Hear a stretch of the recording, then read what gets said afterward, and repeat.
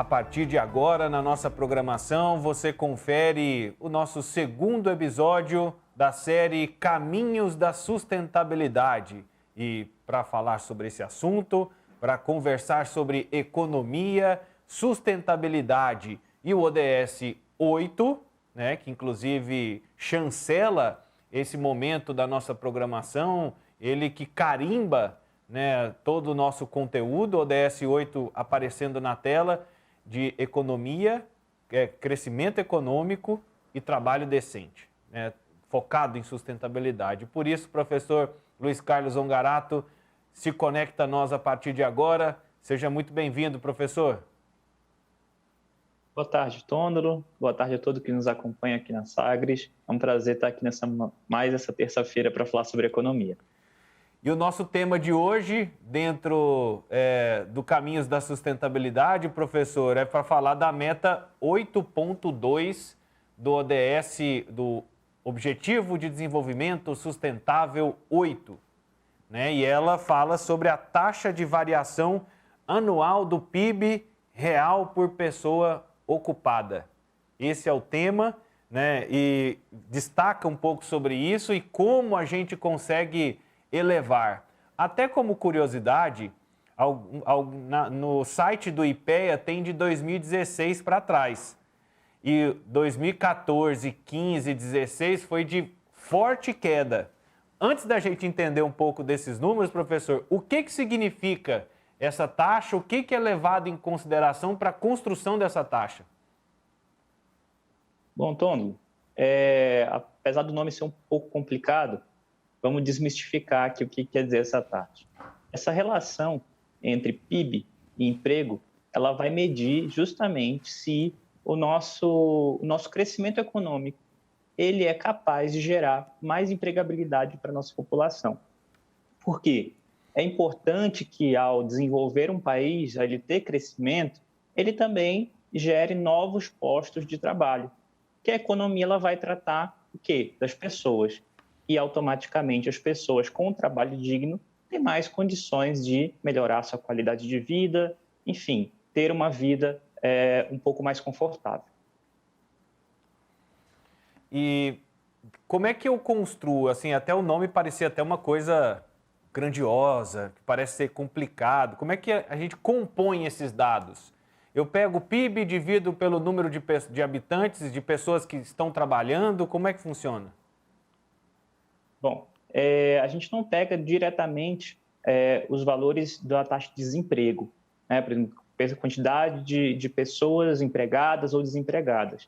A gente coloca a quantidade de postos de trabalho dentro da economia, que seriam aqueles postos que estão ocupados e são ocupáveis, vamos colocar assim. Então, é justamente para medir esse crescimento, esse potencial de geração de empregos em relação ao PIB.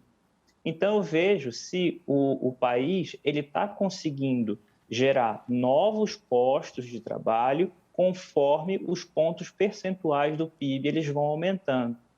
Por que ele é importante a gente medir dessa forma e não apenas ver o quanto as pessoas estão empregadas? É importante também para ver se as pessoas que, vamos dizer assim, os postos que estão sendo criados, eles são possíveis de serem preenchidos pelas pessoas do nosso país.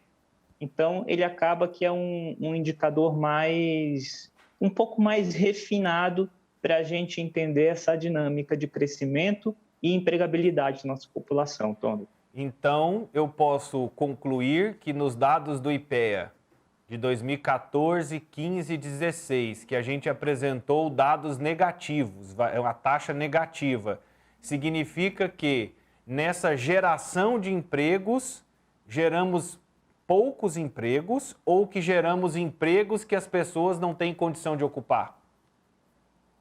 Como desde o ano de 2014 a gente já tem uma queda do PIB e o aumento do desemprego, essa relação acaba que ela é negativa.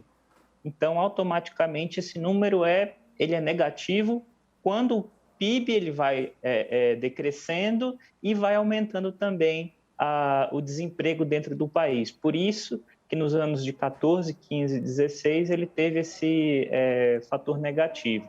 É também de se esperar que para todos os outros anos, 17, 18, 19, 20, devido a esse baixo crescimento ou quase nenhum crescimento, essa grande queda que a gente teve em 2020, ele ainda tenha negativado ainda mais, Tondo.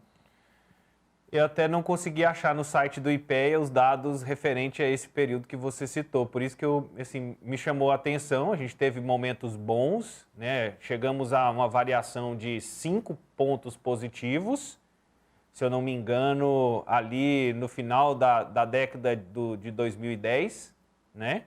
Isso, no ano de 2010, isso. Isso, assim, no final dessa década, assim, que começa em 2010, né, 2008, 2009, eu acho que foi mais ou menos nessa fase, e que em 2015 a gente já estava de menos 2,77. Então, uma variação aí de quase 7%, né?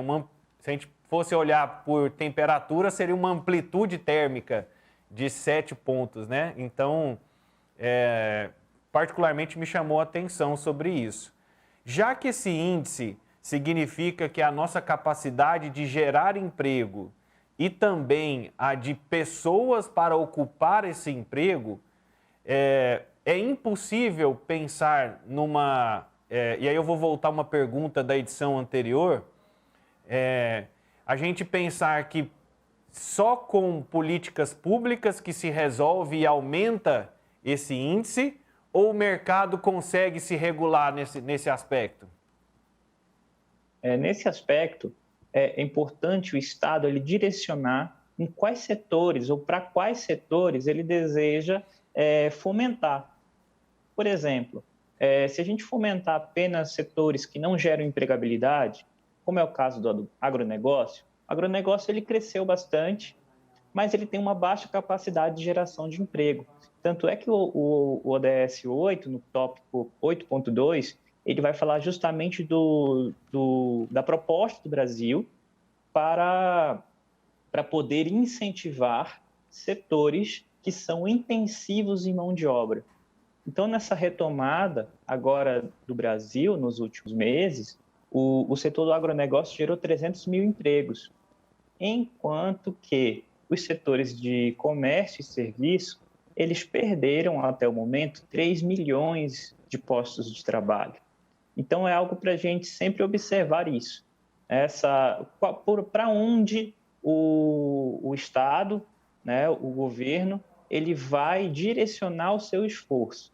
Porque se ele continua a direcionar o seu capital, a sua política, os seus incentivos para o crescimento econômico de setores que são de mais fácil recuperação, porém não geram emprego, esse indicador ele vai distanciar cada vez mais do zero de uma maneira negativa, ou seja, ele vai ficar cada vez menor, mais baixo, porque a gente pode ter crescimento econômico, mas sem gerar novos postos de trabalho. E esse que é o nó da nossa economia hoje, tanto no curto prazo quanto no médio prazo.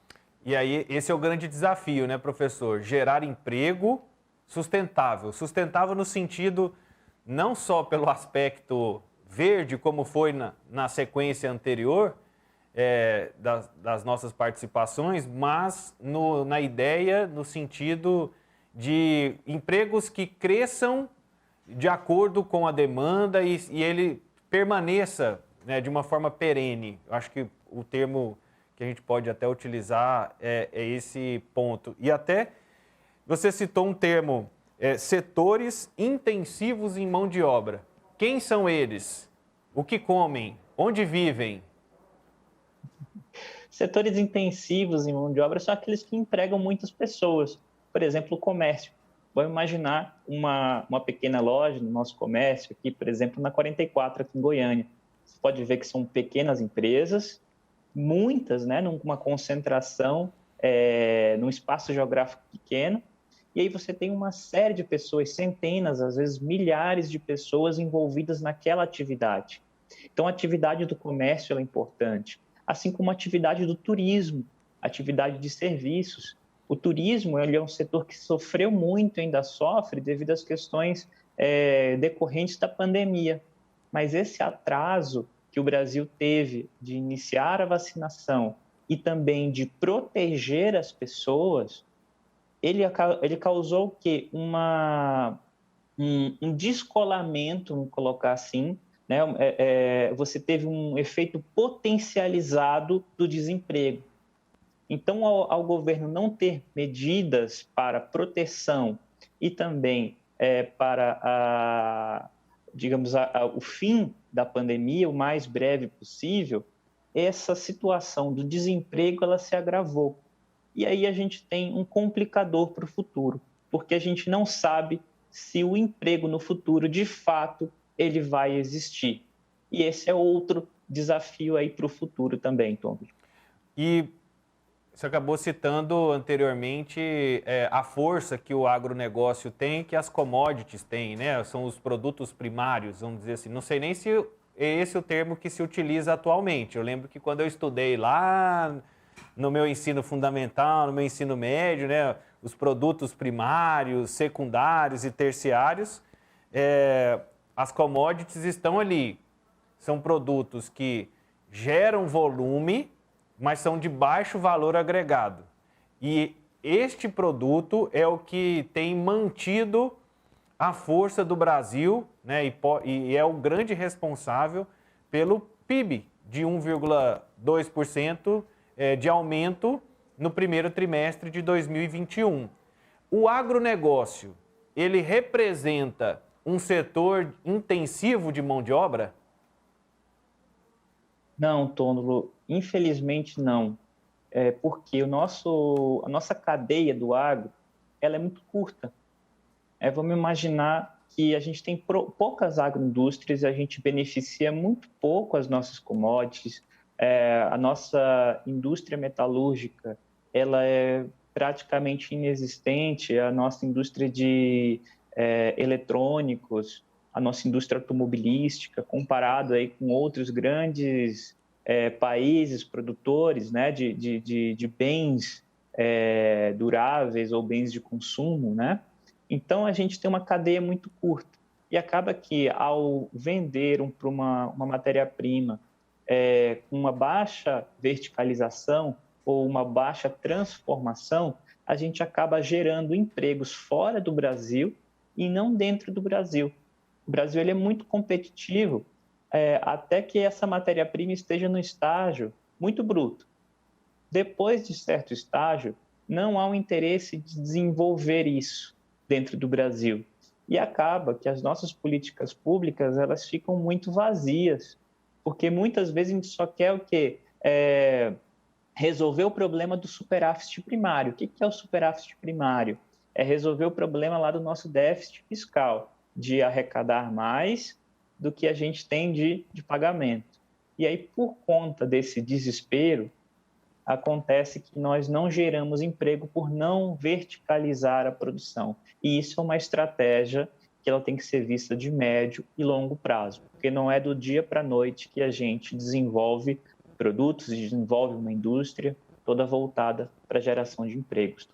Professor, vamos imaginar o seguinte, o estado de Goiás, por exemplo, um grande produtor de soja. O que seria um grande valor agregado em cima do produto soja? Depende muito da finalidade.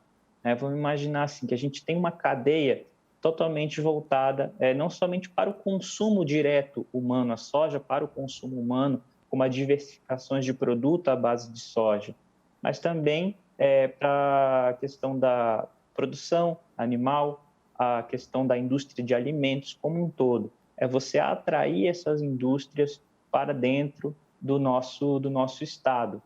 E também pensar nessa diversificação, porque não é abrir mão totalmente de exportar a soja bruta, mas é você poder exportar os diferentes produtos para o consumo humano com uma marca brasileira e também diferentes subprodutos para o consumo animal e exportar isso para os países.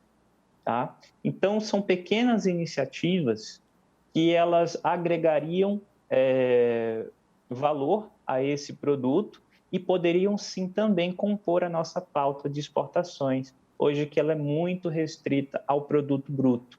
Não é transformar 100% daquela commodity que a gente exporta, mas sim parcialmente, parte do que é exportado ser transformado dentro do Brasil. Professor, e aí eu faço duas perguntas. A primeira, para a gente já ir encerrando o nosso quadro, né? O nosso segundo encontro sobre os caminhos da sustentabilidade. Em algumas edições anteriores, a gente comentou sobre o quanto as commodities têm impactado a Bolsa de Valores, por exemplo.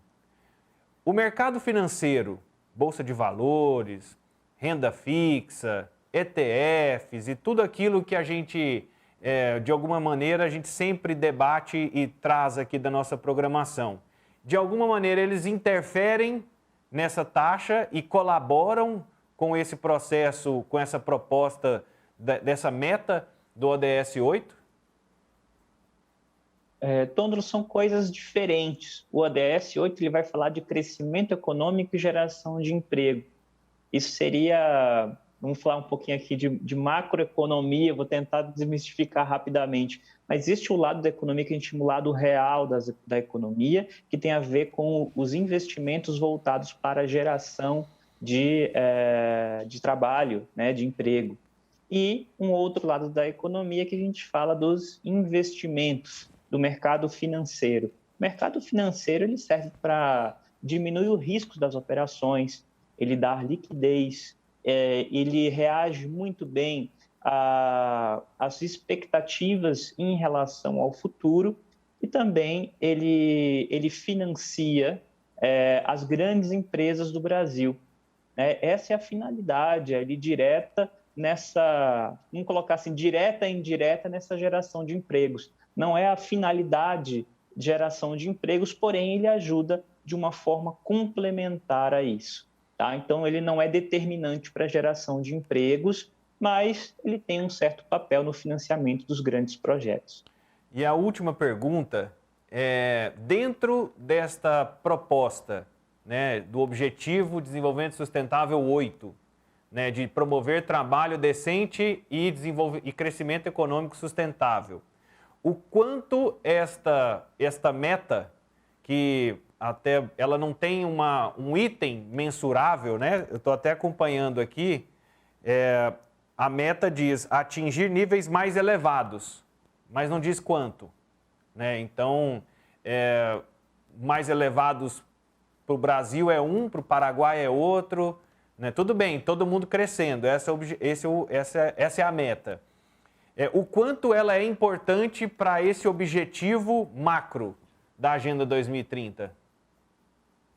Em primeiro lugar, Tondolo, isso está muito vazio porque não há muito comprometimento do próprio governo de assumir essas metas, esses números, porque ele pode ser cobrado por isso.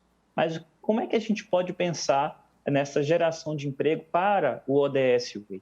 É pensar em verticalização da produção, agregar mais valor, é pensar em como fomentar os empreendedores criativos, é como a gente fomentar a inovação tecnológica. Ele vai falar sobre tudo isso, porque isso tudo vai gerar mais empregos. A inovação, ela gera algo que não existia até então e vai poder absorver essas pessoas, empregar essas pessoas e dar uma vida mais digna.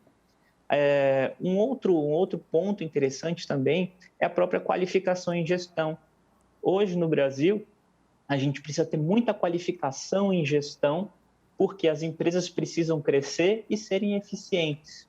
Tá? Então, essa qualificação ela é fundamental. E, por fim, o direcionamento dos recursos para os setores intensivos em mão de obra, aqueles que empregam muita gente. Isso que vai fazer a diferença para a nossa população. Professor, muito obrigado pela sua participação. Até semana que vem. Na próxima semana a gente volta para falar do ODS, segue nessa sequência de estudos e de análises da meta do ODS 8 e a gente pula para a meta 8.3. Combinado? Combinado assim. Um abraço, boa tarde a todos. Tchau, tchau. Muito obrigado. Esse é o professor Luiz Carlos Ongarato. Ele é professor em economia, administração, participando, especialista em economia, participando conosco semanalmente aqui dentro da nossa programação, dentro do nosso Sagres em Tom Maior.